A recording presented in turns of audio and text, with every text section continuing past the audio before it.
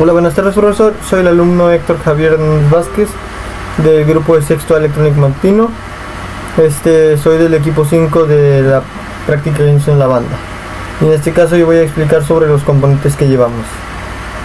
Bueno, como podemos ver enfrente tenemos los tres primeros componentes que vienen siendo el primero que viene siendo el switch llave, el cual con él vamos a poder arrancar la banda, por así decirlo.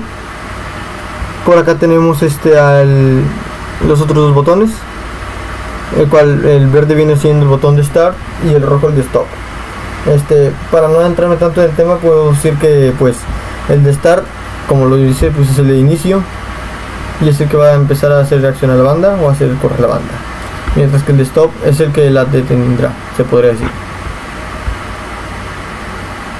Luego aquí tenemos a los focos, los cuales son son luces o focos de 24 VCD. En este caso el verde se podría decir que es el que da inicio a la banda. El amarillo en este caso sería el que es cuando detecta una falla y pues será el que indique junto al buzzer, mientras que el rojo es el que da como terminada toda la sesión de la banda. Bueno, aquí tenemos al módulo relays, el cual como se pueden ver tiene unas cuantas etiquetas, y estas son, por ejemplo, la que se puede ver aquí, la que estoy apuntando es la del motor, la de acá es la de la fuente de 24, está el de buzzer, el del buzzer, y está el de las electroválvulas. Estas servirían pues para evitar que nos sobrecarga o administrar la energía en cada componente. Bueno, ahora vamos a pasar al buzzer, el cual, como mencioné anteriormente, funciona junto a los focos.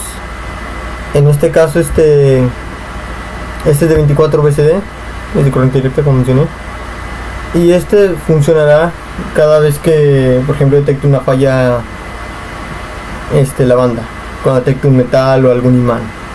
Debe accionar como una forma de alarma. Y bueno, vamos a empezar con los pistones. Y aquí empezamos con el pistón, con sensores, el cual es el sensor de primera pieza, el cual al detectar la pieza, junto al botón start, va a accionar la banda y va a empezar a correr, y así seguiría pasando por 5 piezas en total. Luego pasamos con que viene siendo el sensor de falla.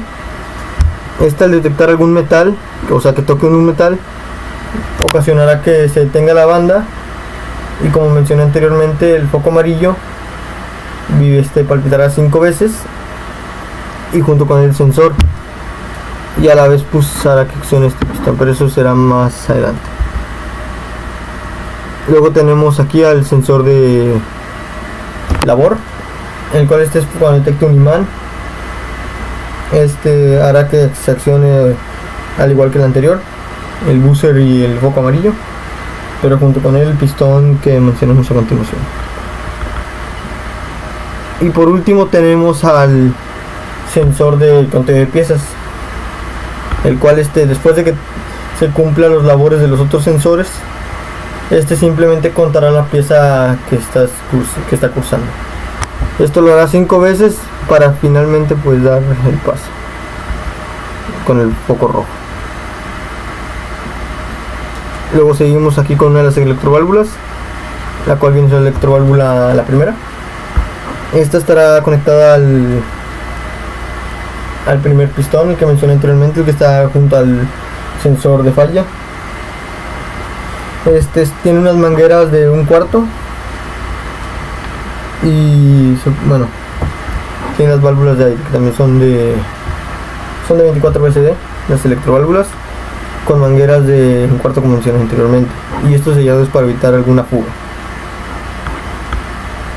Van conectadas al PLC, se puede decir. Bueno, van conectadas al PLC. Acá está la segunda, que es casi lo mismo que la anterior. También va conectada al PLC y funciona con la fuente. Aquí tenemos al pistón que antes mencionado, el que está conectado junto al sensor de falla. pues su única función está conectada a los electrobolos, por cierto, para que funcione. Bueno, cuando detecte el sensor falla, detecte algún metal, va a accionar empujando la pieza. Esa sería la función. Acá tenemos acá tenemos el otro en pistón, el cual es va a estar junto al de labor, y también deberá accionar cada vez que el labor detecte algo. Funcionará 5 veces, algo que estaba pasando. Deberá accionar por lo menos 5 veces por pieza. Bueno, aquí tenemos la foto del motor. Bueno, el motor tenemos, el cual es de 110 alterna, de corriente alterna, y nos servirá para que funcione la banda, y es el que da todo el paso a la banda en pocas palabras.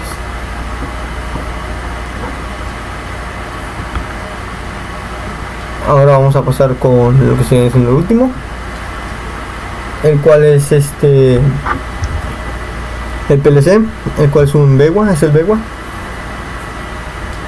Aquí se pueden ver las entradas y las terminales. Bueno, como se mostró en los relays y en las otras partes que son las dientes, se puede decir, es a donde van todos los cables, a las entradas y salidas, para que así se logre cumplir cada una de las funciones de cada componente. Otros componentes que se pueden ver pero que no mencioné son pues los conectores y los reguladores de flujo. Estos pues son de la medida de 1/4 con 1/8, algunos, y otros son de 1/4 con 1/4, y estos pues simplemente están conectados a los pistones. De hecho aquí se puede ver uno, y aquí están los conectores, los cuales también sirven para los flujos de aire. Y bueno, esa sería mi explicación mi explicación de componentes por parte de mi equipo. Muy buenas noches.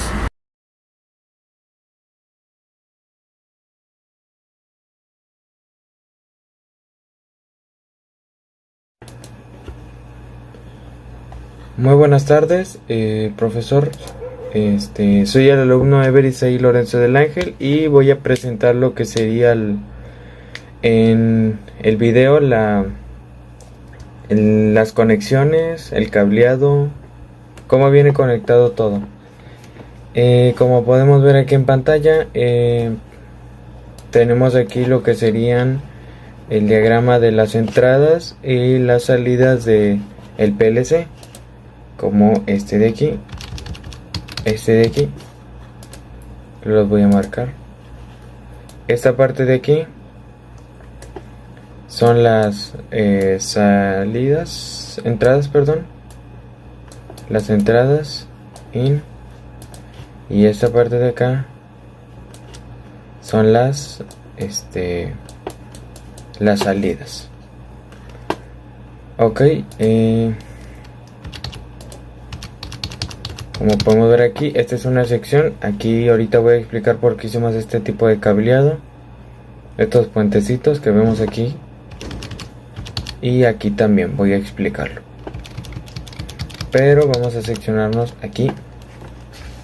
Como podemos ver, este es tal como viene ya, pero viene nada más en 2 recuadros. Esta de la parte de arriba es de entradas, lo voy a poner de color azul.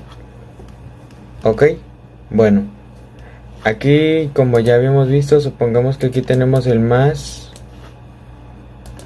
y el menos de nuestra fuente interna, los 24 voltios que nos da el PLC. De aquí mismo vamos a agarrar, por así decirlo, vamos a mandar el positivo. Vamos a mandar un positivo a cierto tipo de componentes, como podemos ver aquí. Este sería el botón llave, que va a ir aquí en la entrada 0, de aquí.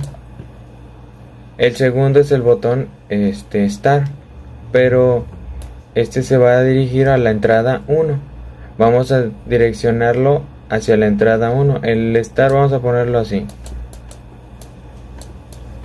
Así. A la entrada 1. El que continuaría sería el stop. Así lo voy a dibujar. Y este va a la entrada 2. Acá lo seleccionamos. Esta es la parte de los botones. Voy a borrarlo y voy a poner la parte de los sensores. Esa parte de aquí es los 24 del PLC. Se van a ir a un botón, que el botón al ser accionado va a energizar una entrada, perdón. La entrada el PLC lo va a reconocer, como es de su fuente lo va a reconocer. Ok, bueno, pasamos rápidamente a los sensores. Y ahorita explico también esta parte de aquí, porque está así. Ok. Ay, lo borré todo. Pero bueno, ahí se ve. La parte de los sensores. Aquí lo que vamos a hacer, como al principio usábamos 3 sensores positivos, o sea que daban salida de 5 voltios cuando detectaban, y un sensor negativo que no daba voltaje cuando detectaba, sino que hacía lo contrario. Ahora lo que estamos haciendo ahorita es usar todos positivos, pero van a estar seccionados en el mismo lugar. En la entrada 3 va a estar el sensor 1, así que va a venirse así. Positivo. Viene para acá. El negativo del sensor. Digamos que este es el sensor 1. Todos van a estar puenteados, todos los positivos y los negativos, porque todos se van a alimentar igual.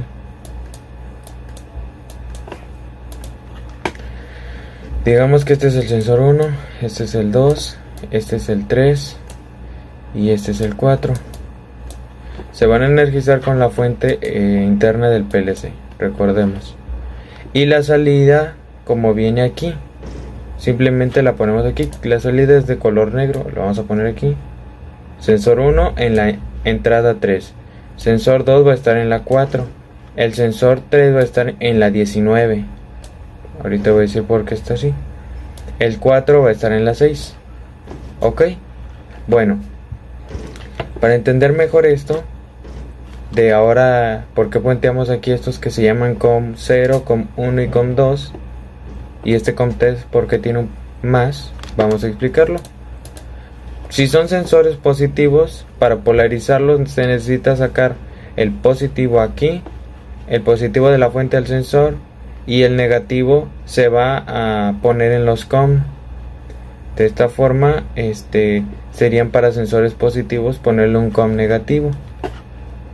Lo que hicimos aquí fue agarrar de esta fuente de aquí, lo juntamos a este COM de acá y este COM de acá, porque todos estos 3 sensores primeros eran positivos.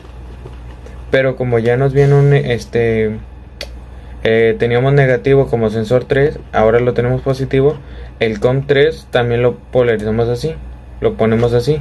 Antes lo que hicimos fue hacer esto, agarrar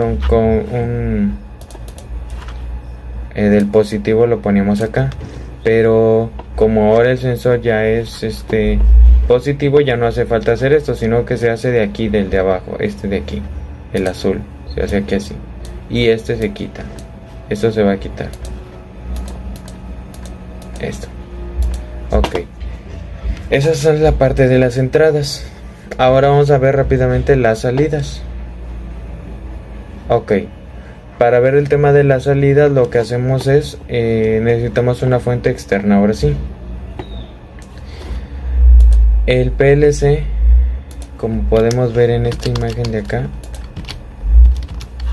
aquí, bueno, ahí no se ve bien, aquí, en esta parte de aquí podemos ver que tiene 2 cables. Estos cables vienen de la toma corrientes del contacto para alimentar al PLC, porque este PLC es con alterna. O sea, todas las salidas y entradas son de directa, pero para alimentarlo se necesita alterna. Así que se le pone aquí un más y un menos, o o un fase y un línea o fase y un neutro. Aquí están, son estos dos. Voy a dibujarlos aquí nada más así, para simularlos, como para ponerlos de ejemplo. El tierra no le ponemos porque pues necesita un tierra de protección, pero no se lo ponemos.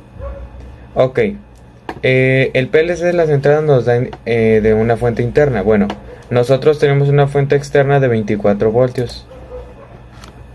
Supongamos que es esta de aquí abajo, como ahí está dibujado. Más y menos. Ok, bueno. En este caso, todas las salidas van a compartir el negativo de la fuente externa. Negativo, negativo, negativo, negativo, negativo y negativo. Como vemos aquí, de la 0 a la 7, a la 6, perdón. Porque son 6 salidas. Es el foco verde, foco amarillo, foco rojo, motor, buzzer, electroválvula 1 y electroválvula 2. O para que le entiendan, electroválvula de falla y electroválvula de labor. Ok, bueno. Entonces lo que vamos a hacer aquí es, compartimos los negativos a estos componentes que están aquí.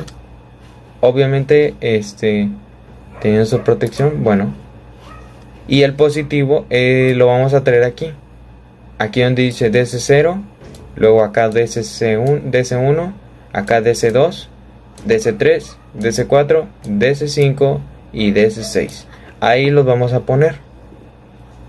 ¿Por qué? Porque cada sección de estas comparte uno de estos. Como si este fuera de la mano con este con este, este con este, este con este, este con este, este con este y este con este. Es un ejemplo. Ok. Es un ejemplo. Lo que en realidad están aquí son estos. Aquí están marcados de color. Así vienen. Negro, en blanco, en negro, aquí, perdón, y aquí. Ok, ya dicho esto de que con la fuente externa vamos a compartir el negativo, la fuente externa, el positivo, ya les dijimos que lo vamos a puentear en estos. Ahora lo que falta es las testas, las salidas, donde dice salida 1, salida 0, salida 1, salida 2 y así hasta el 6. Bueno, lo que vamos a hacer es agarrar el cable, que es el otro cable. Ya un cable es para el negativo y el otro es el positivo. Bueno, entonces lo que vamos a hacer es agarrar ese cable de cada cosilla, por ejemplo del foco, y lo ponemos ahí donde está el foco. El amarillo también, el rojo también. El motor, en realidad lo que está pasando con el motor es que tenemos un relay en donde un bobinado es positivo y el otro es negativo, para que lo entendamos. Cuando dé salida el PLC va a darle positivo, el negativo ya lo tienen puenteado con todo, así que no hay problema, pero el positivo es el que lo activa, el que lo manda. El bobinado se va a energizar, va a cerrar sus contactos, si estaba normalmente abierto va a pasar a cerrado, y va a hacer que el motor de VCA, porque es de VCA, se active porque ya está conectado mediante esta alimentación. Esta de aquí.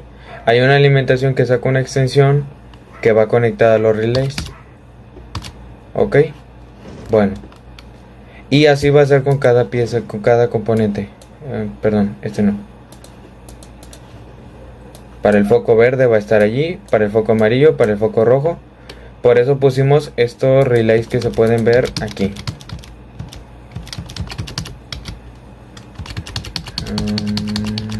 Aquí. En esta sección de aquí. Ahí pusimos esos relays que vienen compartiéndose por acá. O sea, viene el positivo y viene al PLC acá. Ok. Y para finalizar y cerrar con esto de la conexión, lo que se hace es que se agarra el positivo de la fuente externa. Si no lo podemos poner en esta parte de aquí, el positivo de la fuente externa de los 24 voltios, que la fuente externa es esta de aquí, te da salida de 24 voltios. Si no la podemos poner aquí, no pasa nada, podemos ponerla acá. Ay, perdón, acá. O si no podemos ponerla ahí, la ponemos acá o acá. No importa porque todo ya está puenteado aquí, lo que significa que a todo esto les va a llegar 24. ¿Ok? Como vemos aquí. Este es el cable que es de 24 voltios positivo de la fuente externa. Y todos estos de aquí son los puentecitos.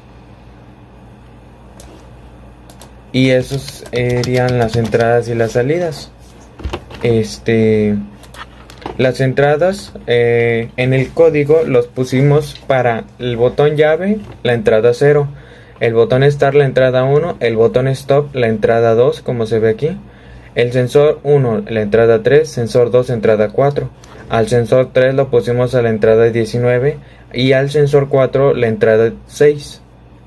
Ya vimos eso de los comunes, como les pusimos su negativo, puenteado todo, hasta el COM3.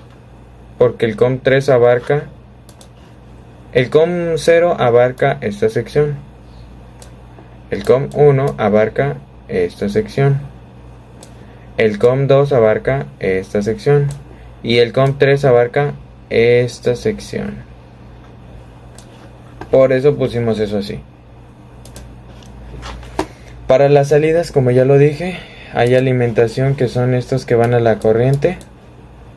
La fuente externa se conecta aquí al positivo y el negativo se comparte todas las salidas. Todas las salidas, cada componente comparte un negativo, el mismo negativo. Y el positivo es lo único que tienen independiente. Foco verde es la entrada, la salida 0, foco amarillo la salida 1, foco rojo la salida 2. El motor es la salida 3, el buzzer es la salida 4, la electroválvula de falla o electroválvula 1 es la salida 5, la electroválvula labor o la electroválvula 2, como más bien se puede decir, es la salida número 6. Y eso es lo que sería en cuanto a conexiones. El cableado que se utilizó para estas conexiones fue un calibre 18 o 20, como se puede observar aquí. Se usaron estas que se les llaman terminal block, o también se les pueden conocer como tablillas o pastillas de conexiones. Ok, aquí como podemos ver, la electroválvula tiene 3 mangueras conectadas aquí. Esta de aquí es la manguera que va a la a la entrada, perdón. Esta va directa a una conexión en T, que ahorita se las voy a mostrar, para que comparta una entrada de la llave de paso del compresor para que le llegue a la electroválvula. Por aquí abajito tiene el botón que se le puede presionar para que en vez de energizarlo se accione. Estas dos de aquí son salidas. Una es ya sea para abrir el pistón, o la otra puede ser para cerrar el pistón. Una de ellas dos es la que es para cada cosa. Lo que decía, la conexión entre la electroválvula 2, o sea la otra que está aquí escondidita, es igual que esta, viene conectada igual. La conexión que comparten de entradas es esta, la conexión entre que esto va de aquí, va para esta que es como una, no sé cómo decirlo, si una pistolita de aire, si una pistolita, porque cada vez que la presionas saca el aire que tiene de la llave de paso, de la manguera que va a la llave de paso del compresor. Y eso sería todo por hoy, por esta parte, por mi parte. Muchas gracias.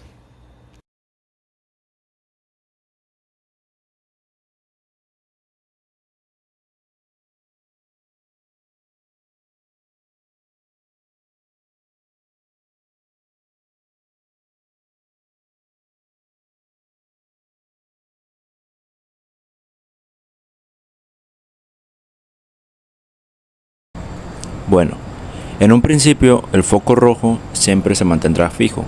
Siempre que inicie la banda, este estará activo. Ya después se desactivará cuando pues el switch llave, el sensor primera pieza y el start, o bueno, el botón de inicio, se activen. El switch llave se activa primero, se le da vuelta hasta que pues se activa. el sensor detecta y pues el botón Start se oprime. Estos tres juntan las condiciones necesarias para que pues prosiga la programación que le tenemos al PLC. Después viene el intermitente, que el intermitente consta del foco amarillo y el buzzer. Estos sonarán intermitentemente durante 5 segundos. Esto pues para dar dar a conocer o dar a saber que la banda está iniciando. Después habrá un tiempo muerto de 2 o 3 segundos. Esto solamente se hace para que se pueda acentuar, se podría decir, o bueno, que no se note tan apresurado los procesos que hay en la banda, sino que tome su tiempo para cada cosa. Después se activarán lo que viene siendo el foco verde junto al motor, que estarán fijos y estarán activados hasta que el sensor labor detecte algo. Que el sensor labor es el magnético. Mi compañero Héctor les mostró. Y pues lo que hará al detectar es que el foco se apague y el motor se detenga. Después habrá otro tiempo muerto para que se pueda apreciar lo que habrá después de esto. Bueno, pues el intermitente, el foco nos indicará que la electroválvula junto al pistón estarán activos, que el pistón bajará 5 veces estando en labor, y junto al foco verde, que este prenderá cada vez que pues el pistón baje. Después habrá un tiempo muerto de la misma duración, que todos los tiempos muertos son de la misma duración, y solamente para que se pueda apreciar el siguiente proceso, que viene siendo el restart automático, que viene siendo que pone en fijo el foco verde junto al motor, o sea, que la banda pueda avanzar y pueda hacer lo que viene siendo el conteo de las piezas junto al sensor. Eso es lo siguiente a esto. Después de dar el conteo, el foco verde junto al motor estarán activos hasta que pasen las piezas que tengamos en el límite. Nuestro equipo, nuestra banda, solamente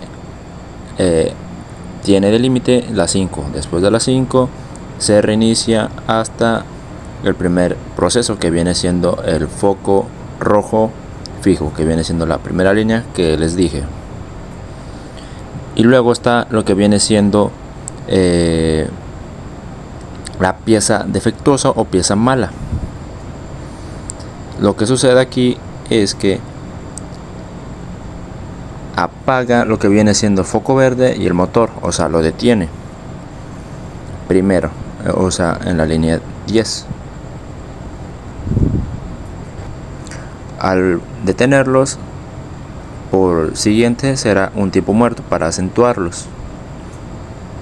Después habrá pues lo que viene siendo un foco rojo, que estará en intermitente durante 5 segundos junto al buzzer.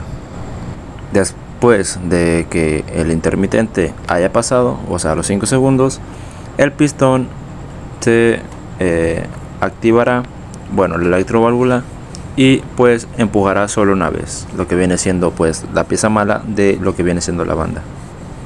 Después habrá un tiempo muerto de 2 a 3 segundos y habrá un restart automático, o sea, estará en la misma condición que la de conteo, para que pueda seguir el proceso de las piezas vayan avanzando, y que pues si hay una pieza mala otra vez, se repita el mismo proceso.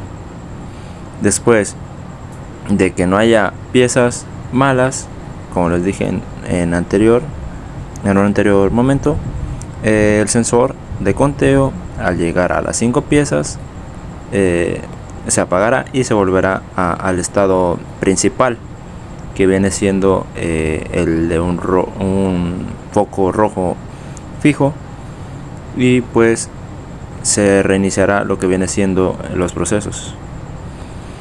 Pero antes de llegar a esto, o bueno, de llegar al punto inicial, lo que hará es que el motor junto al LED verde, que pues por el restart automático están en fijos, se apaguen y pues el motor se detenga y haya una pequeña alarma, se podría decir, de que viene siendo el intermitente 7 segundos junto al buzzer intermitente durante 7 segundos. Y eso sería todo. Habrá un tiempo muerto y pues eso hará que se acentúe lo que viene siendo el reinicio o el restart automático. ¿Qué es el mantenimiento correctivo? El mantenimiento correctivo consiste en las actuaciones del servicio técnico en respuesta a avisos sobre el mal funcionamiento de algún equipo, activo o proceso. Comprende un grupo de tareas de índole técnico cuyo propósito es corregir los fallos que sobrevienen en el funcionamiento de la maquinaria. Estas actuaciones pueden llegar a ser solicitadas de forma inesperada y no forman parte de un plan de mantenimiento programado, y podría incluso pasar mucho tiempo sin que nadie tuviera que abrir un ticket solicitando soporte. De hecho, cuando ocurren estas incidencias suele darse una situación crítica en la empresa. Al tratarse de intervenciones mayormente aisladas, el SAT no siempre cuenta con los suministros y los recursos adecuados para hacer frente a las incidencias. Es fácil presuponer que cuando hay una máquina que no está funcionando como debería, la situación adquiere tintes de urgencia con facilidad. El funcionamiento del mantenimiento correctivo consiste, por consiguiente, en que la empresa solicite la asistencia técnica a un SAT cuando un equipo presenta anomalías en su funcionamiento o simplemente se haya hecho efectivo un fallo. En respuesta a esta solicitud, que puede ser recibida a través de un software de servicio técnico como el STEL Order, el SAT podrá desplegar su protocolo de actuación, monitorizar la incidencia y coordinar las actuaciones de todos los componentes de staff de soporte. Mantenimiento correctivo de los componentes o elementos de la banda transportadora. Vamos a empezar con el motor AC, dispositivo que tiene como finalidad transformar la energía eléctrica en mecánica, provocando ya movimiento rotatorio gracias al campo magnético. Posibles fallas: fusible quemados, interrupción de alguna fase, sobrecargas, fases invertidas, cortocircuitos, conexiones erróneas, contactos a tierra de los devanados, eje torcido, barras de rotor flojas, etc. El mantenimiento correctivo vendría siendo reparar o reemplazar elementos o partes del mismo, rodamientos, conexiones, cableado, etc., o simplemente reemplazar el motor por otro.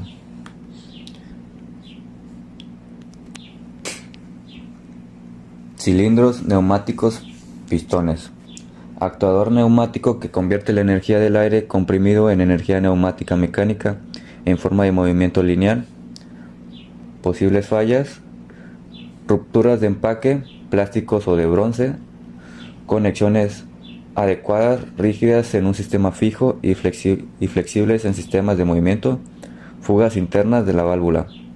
El mantenimiento correctivo vendría siendo limpieza de piezas y verificar sus desgastes, sustituir los sellos totalmente, verificar los sellos desmontados para ver si prestan desgastes irregular, examinar cuidadosamente los vástagos, soportes de ejes, camisas, para localizar golpes, arañazos, etc. Desgastes irregulares en soporte del eje, émbolo o camisa pueden indicar que el cilindro está trabajando fuera de alineamiento. Las piezas desgastadas deben ser sustituidas o reparadas. Las partes rectificadas o cromadas deberán cumplir las especificaciones. Si tienen asperezas, provocarán desgastes en el sellado. El montaje del sello de soporte del eje no requiere el uso de herramientas cortantes. Al hacerlo, agregará poca grasa. Electroválvulas. Las electroválvulas neumáticas son dispositivos capaces de controlar el aire comprimido para la activación de cilindros neumáticos o pistones. Posibles fallas: perturbaciones por aire comprimido, perturbaciones por humedad en instalación neumática, perturbaciones por partículas, fallo en la unidad de mantenimiento, fallos en los actuadores neumáticos, fallos en las válvulas y electroválvulas, fallos en los tubos. El mantenimiento correctivo: en este caso de alguna avería, reemplazar las juntas tóricas y limpiar el cuerpo de válvulas, ajustar el regulador a la presión correcta y retirar y sustituir los elementos rotos. Botones pulsadores: elemento que permite el paso o interrupción de la corriente mientras es accionado. Cuando ya no se actúa sobre él, vuelve a su posición de reposo. Puede ser normalmente cerrado o normalmente abierto. Fallas: pueden fallar por diversas causas: polvo, aceite, resortes, quebradas, contactos pegados, entre otras causas, harán que estos elementos de mando funcionen de manera incorrecta. Mantenimiento correctivo: podemos saber o comprobar su funcionamiento mediante la función de continuidad del multímetro y, en caso de fallar, cambiar por un nuevo repuesto. Ahora vamos a hablar sobre el mantenimiento predictivo. ¿Qué es el mantenimiento predictivo? El mantenimiento predictivo es una técnica que utiliza herramientas y técnicas de análisis de datos para detectar anomalías en el funcionamiento y posibles defectos en los equipos y procesos, de modo que puedan solucionarse antes de que sobrevenga el fallo. Al igual que el análisis predictivo permite anticipar, por ejemplo, los movimientos de los mercados o las fluctuaciones de las demandas de energía. El mantenimiento predictivo utiliza el análisis de datos para adelantarse a los fallos de los sistemas y es parte fundamental del Internet Industrial de las Cosas. ¿Cómo funciona el mantenimiento predictivo? Para hacer el seguimiento de estado del equipo y avisar a todos los técnicos de los próximos fallos, el mantenimiento predictivo cuenta con tres componentes principales: los sensores y los dispositivos conectados, instalados en las máquinas, envían datos sobre el estado y el rendimiento de las máquinas en tiempo real, gracias a la tecnología del Internet de las Cosas, que permite la comunicación entre las máquinas y los sistemas de análisis. Las soluciones de software y almacenamiento en la nube, Cloud Computing, permiten aplicar la minería de datos, data mining, y recopilar y analizar enormes cantidades de datos usando aplicaciones de Big Data. Los modelos predictivos se alimentan con los datos procesados y utilizan tecnologías de aprendizaje neumático, Machine Learning, para establecer patrones y comparaciones, elaboración, predicciones de fallos y programar el mantenimiento antes de que ocurra. Ahora vamos a hablar sobre el mantenimiento predictivo en los componentes y elementos de la banda transportadora. Vamos a empezar por el motor AC, dispositivo que tiene como finalidad transformar la energía eléctrica en mecánica, provocando un movimiento rotatorio gracias al campo magnético. Fallas: fusibles quemados, interrupción de alguna fase, sobrecarga, fases invertidas, cortocircuito, conexiones erróneas, contactos a tierra de las devanados, ejemplo, torcidos, barra de rotor floja, etc. El mantenimiento predictivo: la conservación de los motores eléctricos es un aspecto fundamental para las empresas dada a su condición de uso continuo. Por esta razón deben de cubrir todos los componentes eléctricos como mecánicas que están expuestos al desgaste y contaminación con elementos externos.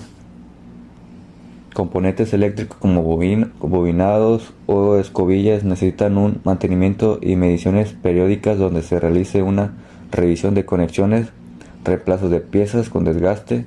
Existe una serie de instrumentos que son impredecibles para el trabajo de mantenimiento de motores, entre ellos el megámetro, micrómetro, multímetro y osciloscopio. Gracias a ellos es posible obtener valores de aislamientos, continuidad, frecuencia, corriente, voltaje, potencia y formas de onda. A su vez, rodamientos, ejes, carcasas y otros componentes mecánicos de los motores eléctricos deben de ser sometidos a una pauta de mantenimiento que considera limpieza, anclaje de las piezas y medidas que permiten evaluar la velocidad, el equilibrio del rotor, el par aplicado por la carga y la temperatura. Electroválvulas. Las electroválvulas neumáticas son dispositivos capaces de controlar el aire comprimido para la activación de cilindros neumáticos, pistones. Fallas, perturbaciones por aire comprimido, perturbaciones por humedad en instalaciones neumáticas, fallas en actuadores neumáticos, perturbaciones por partículas, fallas en las válvulas y electroválvulas, fallos en tuberías, mangueras. Mantenimiento predictivo. Usar aire limpio. Usualmente el aire llega con partículas contaminantes que no son superficie, que no ha de ser purificados. Estos llegarán hasta el dispositivo causando daños. Asegúrate de que tengan buena lubricación. Esto permite que al momento de poner la válvula en funcionamiento no se generan corrosiones o desgastes. Realizar una limpieza manual a las válvulas debido a que estas pueden acumular con el uso restos de suciedad por su constante trabajo. Ten en cuenta que las piezas que se conectan a las válvulas neumáticas pueden desgastarse y es necesario cambiarlas para poder continuar operando correctamente. Cilindros neumáticos o pistones. Actuador neumático que convierte la energía del aire comprimido en energía neumática mecánica en forma de movimiento lineal. Fallas. Rupturas de empaques plásticos o de bronce, conexiones adecuadas rígidas en un sistema fijo y flexible en sistemas de movimiento, fugas internas de la válvula. Mantenimiento predictivo. Siempre que sea necesario deberá ser solicitado un kit de reparación para reponer los empaquetadura de sellado. Esa reposición deberá ser realizada en todo el cilindro, ya que un cambio parcial generará un mayor número de reparaciones y consecuentemente más interrupciones en la producción. Proteger las superficies que pasen un alto grado de terminación, evitando que sufran golpes, rayaduras y suciedad que los puedan damnificar. Las piezas de goma no podrán sufrir cortes, arañazos porque causarán pérdidas durante la aplicación. Cuando los sellos sean montados deberán de ser protegidos del contacto con superficies cortantes, rebabas, etc. Al efectuar la limpieza de la parte no utilices solventes que ataquen la limpieza de la goma. Durante el montaje todas las piezas deberán estar limpias y lubricadas donde sea necesario. Deberán ser tomadas cuidadosamente, especialmente para el montaje del sistema de amortiguación. Botones pulsadores. Elemento que permite el paso de interrupción de la corriente mientras es accionado. Cuando ya no se actúe sobre él vuelve a su posición de reposo. Puede ser normalmente cerrado o normalmente abierto. Posibles fallas. Pueden fallar por diversas causas: polvo, aceite, resorte quebrados, contactos pegados, entre otras causas harán que estos elementos funcionen de manera incorrecta. El mantenimiento predictivo. Pruebas de resistencia de aislamiento para verificar las condiciones dieléctricas. Pruebas de resistencia de contactos para verificar conexiones uniformes de dichos contactos. Y prueba de continuidad entre sus contactos, normalmente cerrado y normalmente open.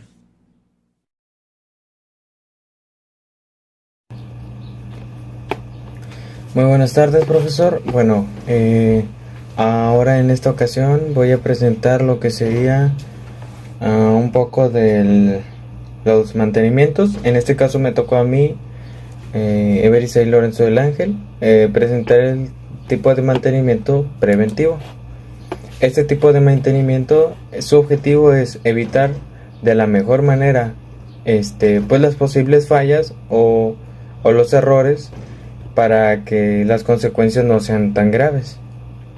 Este mantenimiento lo que busca es que resuelve problemas, pero de una forma más de una forma más antes de que pasen los sucesos. Y este tipo de mantenimiento pues se ejerce cada cierto tiempo de manera cíclica. O sea, digamos que un ejemplo de yo le doy mantenimiento a este equipo de aquí a un mes, o 2 veces al mes, una vez cada 2 semanas. Es un ejemplo. Ok, continuamos ahora con el mantenimiento de los componentes. Voy a hablar un poco de estos componentes que vamos a analizar, porque vamos a ver de este tipo de qué mantenimiento se le puede ejercer, las posibles fallas y las soluciones. Ok, vamos a empezar primero con un motor. En este caso, el que nosotros manejamos, que es este de aquí, este que está aquí escondido, es un motor AC, VCA más bien. Es de 110 VCA. Por acá tengo otra foto. Aquí se ve un poco más claro, es este de aquí. Lo envolvimos con una cajita de madera, pero ya está dentro. Y para este tipo de motores, lo que hace fue que pueden tener fallas, ya sea con sobrecargas de corriente, puede haber cortocircuitos en los devanados del motor, puede haber conexiones internas erróneas, que es lo mismo que un cortocircuito también. Puede estar el rotor, la cosa que gira, puede estar descuadrado, ¿cómo se le puede decir? Torcido. Los cables cruzados donde no deberían de ir, o sea, para que el motor gire se necesita poner corriente en los cables. Tal vez ahí en los cables estén donde no deben de ir y por eso no funciona. Otra falla que no viene aquí, puede ser que el motor haga mucho ruido, o que se force demasiado, que vibre. Bueno, puede tener los componentes que tiene internamente mal ajustados. Pero bueno, esto es en cuanto a fallas. Las posibles soluciones en donde podríamos darle un poquito de mantenimiento sería hacer una inspección visual. ¿Sí?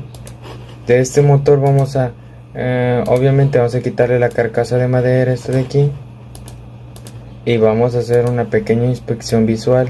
Cómo está el estado del motor por fuera. Ok. Además vamos a checar las vibraciones o ruido. Podríamos arrancar el motor y ir anotando en una libreta o nosotros mismos, checar las vibraciones, si vibra demasiado, si hace mucho ruido, si el ruido es fuerte o es agudo o es suave. Eso sería en cuanto a lo visual. Ya para checar lo eléctrico sería checar los bobinados del motor. Podríamos con un multímetro u otra herramienta checar que sus bobinas del motor estén en buen estado, que no estén o sea, porque a veces de tanto uso se van desgastando. Hay que checar eso. Otra cosa es que el motor no pueda girar bien, eso es un problema, y la solución que podríamos darle, y puede ser porque hace mucha fricción entre los rodamientos o los rotores en donde gira. Podríamos poner un poquito de grasa o como se le puede decir, una pasta para que lubrique. Podemos checar el diagnóstico, las revoluciones del motor, checar que no se haya sobrecalentado, que no haya mucho sobrecalentamiento, que no se haya quemado. Otra cosa puede ser también el ambiente en donde está trabajando el motor. Si es un ambiente pesado, o sea que en donde el motor agarra suciedad, también puede deberse eso, que poco a poco la suciedad acabándose el motor. La solución que se puede hacer para este tipo de mantenimiento sería, pues como ya lo dije, todo esto que vimos sería hacer como una revisión a fondo, pero es recomendable hacerla cada dos veces al mes o una vez a la semana. Si el motor llega a fallar, la solución más correcta sería checar sus piezas y ver cuál podemos reemplazar, qué partes debemos reemplazar, o si necesita algún tipo de mantenimiento diferente, pues sería diagnosticándolo, checando con un diagnóstico. Ahora pasamos rápidamente a unas electroválvulas, a las electroválvulas. Estas electroválvulas que nosotros manejamos en nuestra banda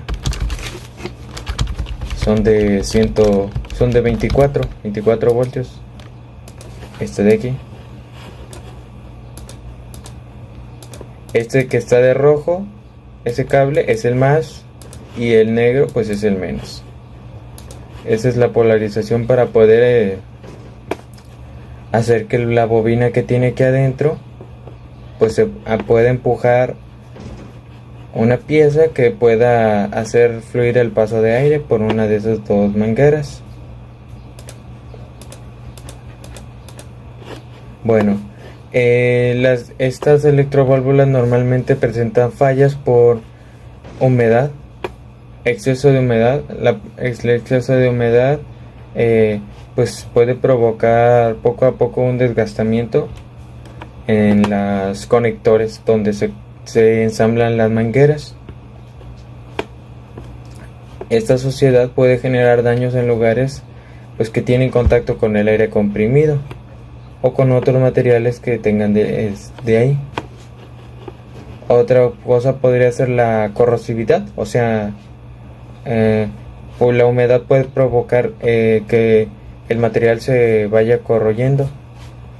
Esto le afecta a los cilindros, a los tubos o las conexiones que tiene, inclusive a los pistones, porque la manguera va hacia los pistones. Otra posible falla puede ser que en las válvulas y en las electroválvulas pueda ser debido a un mal ajuste, y esto puede ser por algún contaminante, un agente que sea contaminante. Casi todas las fallas en las electroválvulas son por suciedad, a mala ambientación. También puede ser por la presión con la que estemos ejerciendo que le mandemos a la electroválvula. Puede dañar los componentes mecánicos. O otro detalle que también podría ser es que le estemos dando más voltaje a las electroválvulas, lo cual hace que se forcen un poquito más. Bueno, forcen no, es como si le estuviéramos alimentando de más. Cuando un motor lo alimentan de más, empieza a forzarse más y gira más rápido, pero eso le afecta al pasar el tiempo. Otra cosa es que si las electroválvulas se dejan encendidas por un largo periodo de tiempo, los de estos de la bobina se puede quemar, aunque sea el voltaje adecuado con el que las estemos alimentando. Ok.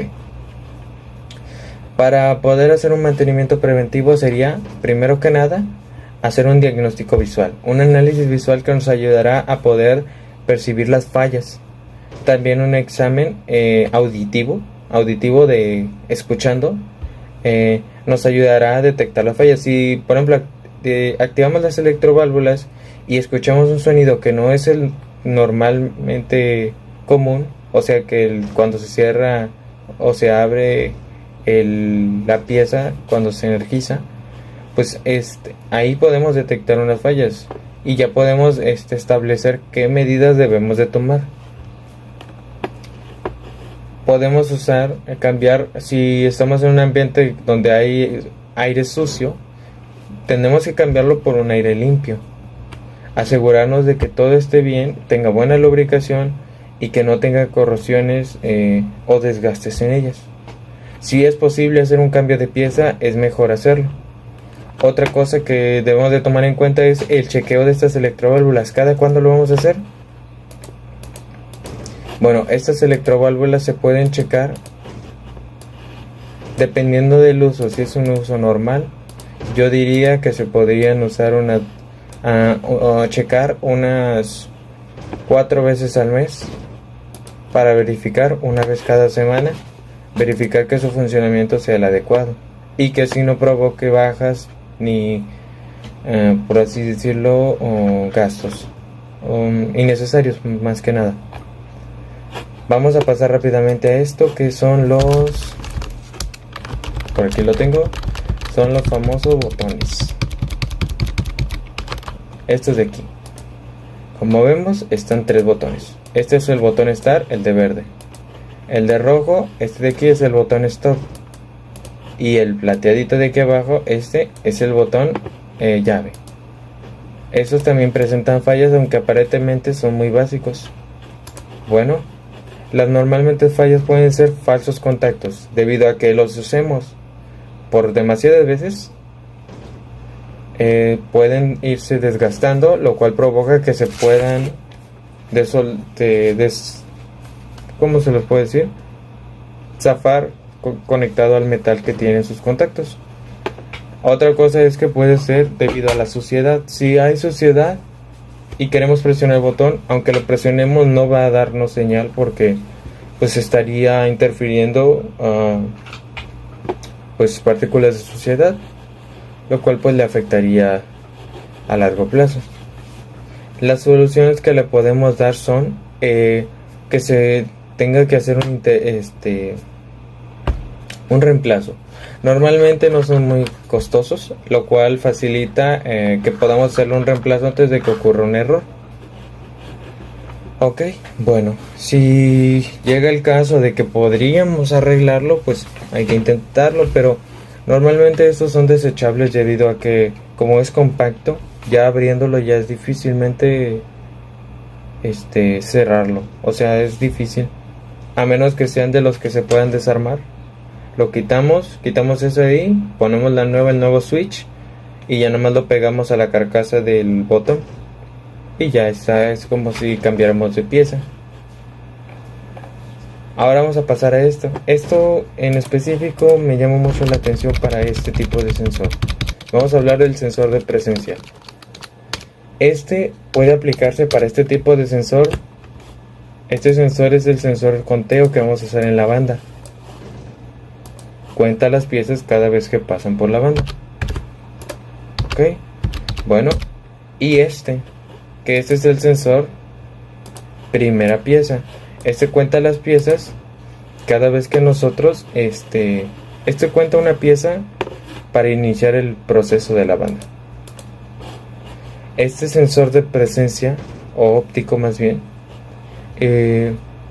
puede presentar fallas porque al estar en ambientes cerrados, por el polvo, por la suciedad, puede reducir en gran medida la sensibilidad con la cual pueda detectar ese sensor, porque esos factores de ambiente les afectan mucho.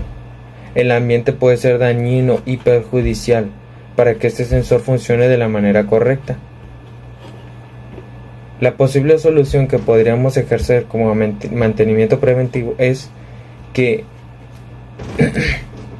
lo mejor para este sensor es crear condiciones ambientales para que el sensor no se vea afectado por factores externos, sino que se centre en su trabajo y que no le afecte en el área de trabajo en el cual está.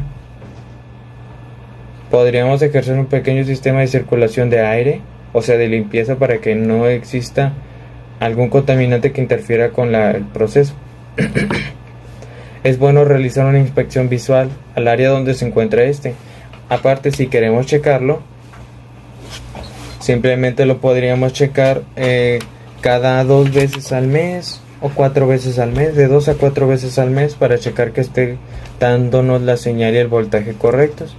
Podríamos checarlo, o sea, quitándolo del circuito en el cual lo tenemos, conectándolo a una fuente para alimentarlo y checar su salida cada vez que nosotros hagamos que detecte.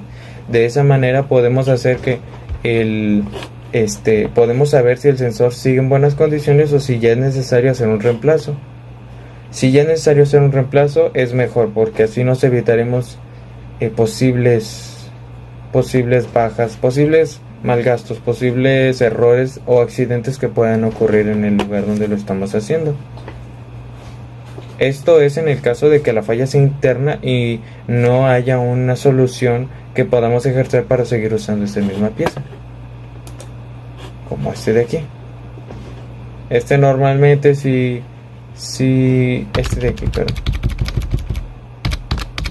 Un sensor que teníamos como este tipo de sensor, lo que pasó fue como que de repente no empezaba a dar señal y de repente sí. Lo que hicimos para que no nos generara molestias fue retirarlo y poner uno nuevo. Pusimos este es un sensor magnético. Al inducir un campo magnético al sensor, este de aquí, al inducir un campo magnético aquí, digamos que yo tengo un imán y lo acerco aquí, este se cierra y empieza el proceso y ya hace el proceso dependiendo de la programación que pusimos. Bueno, eso es como mantenimiento preventivo, en este caso a los sensores, como ya dije. Y pues eso sería todo por mi parte. Muchas gracias por su atención.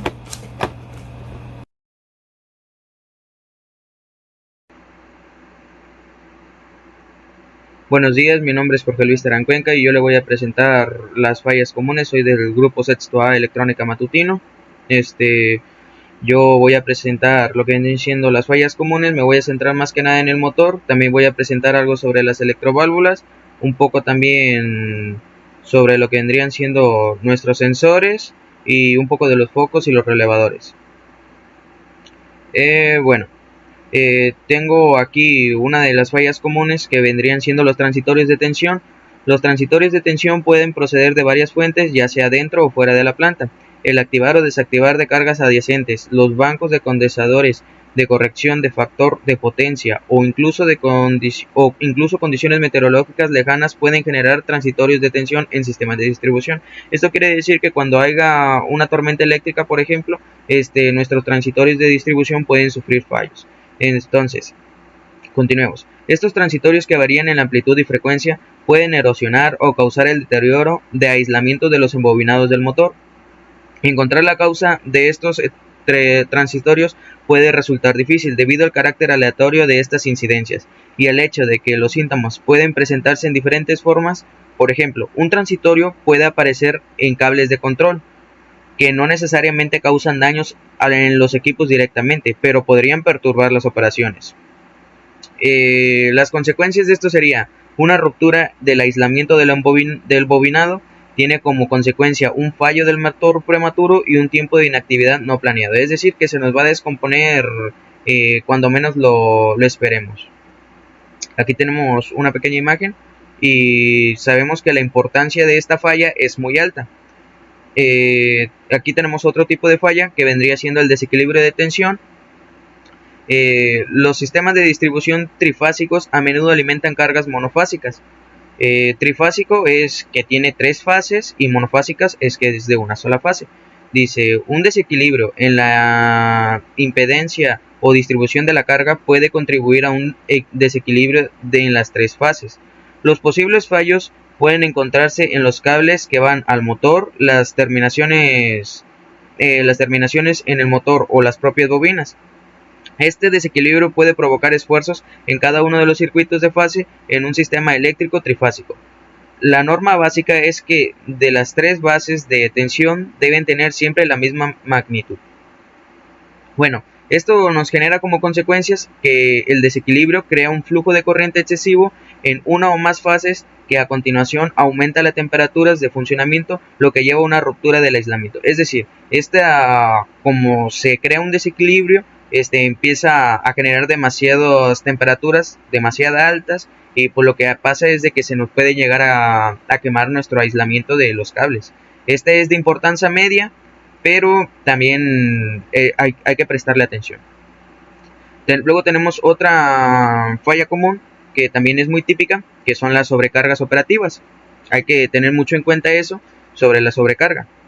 La sobrecarga del motor se produce cuando un motor se encuentra bajo una carga excesiva. Los síntomas principales que acompañan a la sobrecarga del motor son un exceso de consumo de corriente, par insuficiente y sobrecalentamiento. Un calor excesivo del motor es una de las causas principales del fallo del motor. En caso de sobrecarga del motor, es posible que los componentes individuales, como los rodamientos, los bobinados y otros componentes funcionen bien, pero el motor seguirá funcionando a una temperatura elevada. Por este motivo, tiene sentido comenzar la investigación comprobando si el motor está sobrecargado, debido a que al 30% de averías del motor están causadas por sobrecarga. Es importante comprender cómo medir e identificar la sobrecarga del motor. Esto quiere decir que hay que poner mucha atención y no sobrecargar lo que vendría siendo nuestro motor para que no se genere lo que vendría siendo la sobrecarga. Porque si nosotros le damos mucho trabajo a un motor, por ejemplo, hacemos que trabaje 5000 piezas y él normalmente está acostumbrado a trabajar con 1000 piezas. Si nosotros le damos 5000 piezas, estaríamos dándole 5 veces más de lo que ya está acostumbrado a trabajar. Entonces, esto se le podría llamar sobrecarga. Las consecuencias de esto sería el desgaste prematuro del motor y sus componentes mecánicos, que producen una avería permanente. Esto ya es permanente porque entre más desgaste tenga el motor, vamos a tener que se podría dar el caso de que tengamos que cambiar las piezas o el motor en su debido caso. Este es de importancia alta, así que hay que tomar muy en cuenta que no hay que sobrecargar el motor. La desalineación también es una falla muy común. Se produce una desalineación cuando el eje de la unidad del motor no está alineado correctamente con la carga, o el componente que acopla el motor a la carga está desalineado. Muchos profesionales creen que un acoplamiento flexible elimina y compensa la desalineación, pero un acoplamiento flexible solo protege de la desalineación al acoplamiento, incluso con un acoplamiento flexible. Un eje de desalineamiento transmitirá fuerzas clínicas dañinas por el eje y dentro del motor, teniendo como consecuencias un desgaste excesivo del motor y aumentando la carga mecánica aparente. Además, la desalineación puede transmitir vibraciones tanto en la carga como el eje del motor. Hay varios tipos de desalineación. Desalineación angular. Las líneas centrales del eje se intersectan pero no son paralelas. Desalineación paralela. Las líneas centrales del eje son paralelas pero no son concéntricas. Desalineación compuesta. Una combinación de la desalineación y paralela y angular. Nota: casi toda la desalineación es desalineación compuesta, pero los profesionales hablan de desalineación como si hubiera dos tipos separados porque es más fácil corregir la desalineación al abordar los componentes angulares y paralelas por separado. Las consecuencias de esto es un desgaste prematuro en los componentes de la unidad mecánica que tiene como consecuencia averías prematuras. También es de importancia alta. Los desgastes de los rodamientos. Esta también es una falla muy común. Un rodamiento averiado tiene un mayor arrastre, emite más calor y tiene una eficiencia menor debido a un problema mecánico de lubricación o de desgaste. Un fallo en un rodamiento puede deberse a varios factores. Aquí tenemos estos factores: una carga más pesada que para la que se diseñó, lubricación inadecuada o incorrecta, sellado ineficaz del rodamiento, desalineación del eje, ajuste incorrecto, desgaste normal, tensiones inducidas en el eje. Una vez que comienza la avería en el rodamiento, también se crea un efecto cascada que acelera el fallo del motor. El 13% de las averías de los motores se deben a fallos en los rodamientos y más del 60% de los fallos mecánicos en una instalación se deben al desgaste de los rodamientos, por lo que es importante aprender a detectar y solucionar estos posibles problemas. Las consecuencias de estos son el desgaste acelerado en componentes rotatorios, lo que se traduce en averías en los rodamientos. Importancia es alta. Un pie suelto. Bueno, esta también es una falla muy común, aunque es fácil de detectar. El pie suelto hace referencia a una condición en la cual los pies de montaje de un motor o un componente accionado no son uniformes, o la superficie sobre la que descansan los pies de montaje no es uniforme. Esta condición puede crear una situación frustrante en la que apretar los tornillos de fijación en los pies en realidad produce nuevas tensiones y desalineación. Un pie suelto a menudo se manifiesta entre dos tornillos de fijación situados en diagonal, de la misma forma que una silla o mesa coja tiende a balancearse a una dirección diagonal. Hay dos tipos de pie suelto: Pie suelto en paralelo. El pie suelto en paralelo se produce cuando uno de los pies de montaje está más alto que los otros tres. El pie suelto angular se produce cuando uno de los pies de montaje no está paralelo o normal respecto a la superficie de montaje. En ambos casos, el pie suelto puede deberse a una irregularidad en los pies de montaje de la máquina o en la base de montaje sobre los que descansen los pies. En ambos casos es necesario descubrir cualquier situación de pie blando y corregirla antes de que se pueda lograr una alineación adecuada de los ejes. Una herramienta de alineación láser de calidad puede determinar si hay un problema de pie suelto en una maquinaria rotativa o determinada. Las consecuencias de estas son la desalineación de los componentes del sistema mecánico. Este es de importancia media. Pero también es muy importante verificar este tipo de fallas porque es muy común y es muy fácil de detectar porque produce vibraciones también. El pie pues no está bien fijado. Ahí se logra notar a simple vista que hay uno más alto que los demás y pues aquí tendríamos la identificación de este tipo de fallas. Luego a continuación voy a presentar lo que vendría siendo las electroválvulas. Tenemos fallos de montaje y ajuste.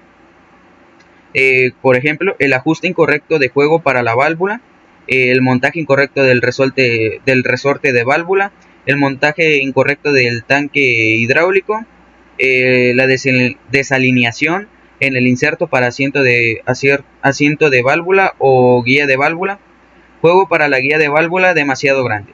Bueno, aquí pues son fallas muy comunes porque si tenemos un montaje incorrecto en el resorte de la válvula, pues esta no va a hacer su función correctamente.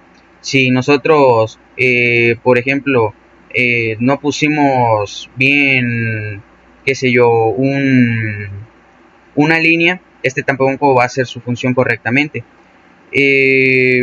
Cuando hay algo que es demasiado grande, por decir, como esta última dice juego para la guía de la válvula demasiado grande, pues esta no va a embonar correctamente, o si es muy pequeña en su debido caso, tampoco va a embonar correctamente. Entonces es una falla muy común, pero que también tenemos que tener en cuenta. Aquí tenemos algo sobre los sensores. Yo encontré 3 fallas sobre los sensores y estas son las más comunes, que sería que el cable puede estar dañado, el potenciómetro con el que se ajusta la proximidad puede estar fallando, o el circuito interno se dañó y por lo tanto presenta fallas. Pues son las fallas más comunes, ya que se puede llegar a dañar el circuito interno y podemos checar el cable, pues el cable de datos y ambos cables que vendrían siendo el de tierra y el de voltaje, lo podemos checar y pues ya si eso no llega a ser, pues ya descartaríamos ambas y ya estaríamos yendo directamente al potenciómetro con el que se ajusta la proximidad de este. También tenemos las fallas más comunes de los focos y de los relevadores. Bueno, de los focos creo que pues todos hemos visto cómo se descomponen los focos. Esto es fácil de saber porque pues se le puede llegar a agotar la vida útil del foco, o en este caso se fundió por un mal uso del mismo. Es decir, hubo muchas pruebas y el foco se fundió porque estuvo encendiendo y apagando demasiado tiempo y por lo tanto se funde. O si bien llega a su vida útil, cumple con las horas que tenía que cumplir el foco y también llega a fundirse. Los relevadores son algo parecido. También se le agota la vida útil del mismo, se conectó de forma incorrecta o se le dio más voltaje del que podía soportar. Los relevadores tienen un cierto número de ¿cómo se le llama? De cambios, es decir, para estar entrando normalmente abierto y normalmente cerrado, tienen un número limitado, que es muy alto, pero tienen un número. Entonces, cuando este llega a su último número, por decir, si tiene 1000, llega a 1000, este pues deja de funcionar porque pues ya se le acabó la vida útil. Y si este se conecta de forma incorrecta, pues puede llegar a generarnos un corto. Si se le dio más voltaje del que podía soportar, pues también porque pues va a generar un corto también por lo mismo, porque se le dio más voltaje. Es decir, no se le puede poner algo más de lo que puede soportar. Y bueno, como tal, esto sería todo.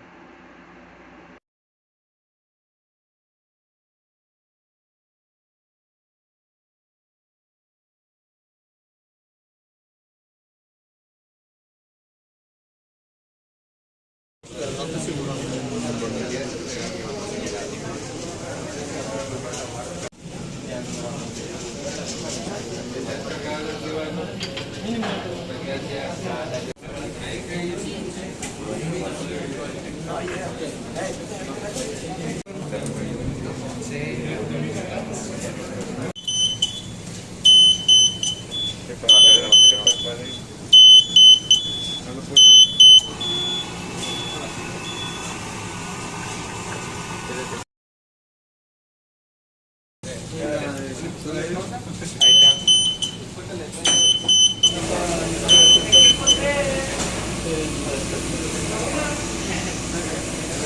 no tienes el aire?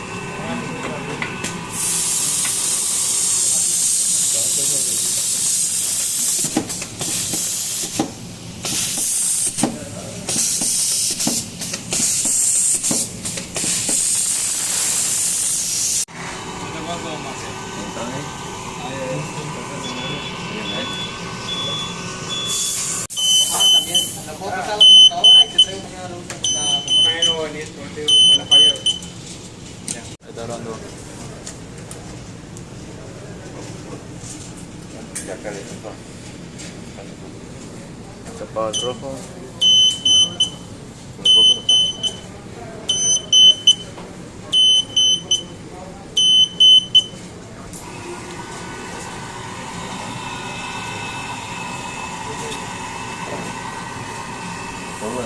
Sí.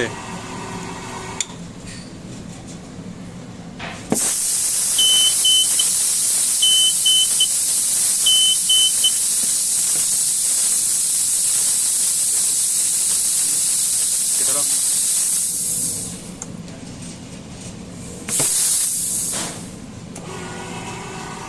Sigue dando vueltas.